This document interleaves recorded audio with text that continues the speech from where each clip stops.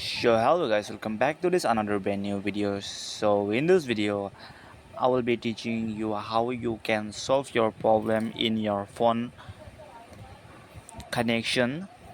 If means if you want to put pics in your contact in your phones, so if it is not working, then how you can work it. So here we go. So guys, before starting this video, I want to say you one thing that if you are new in this channel, then please at first hit the subscribe bells and hit all the likes in this video.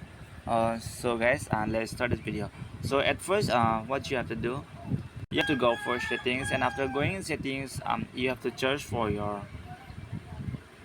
app management.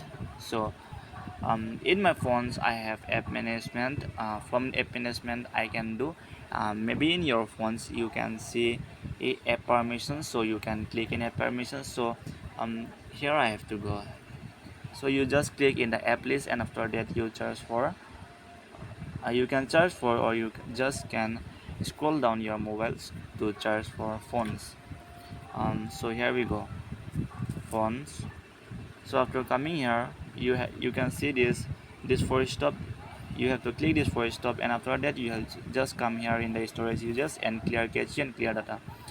So by clearing data, it's on gonna be work.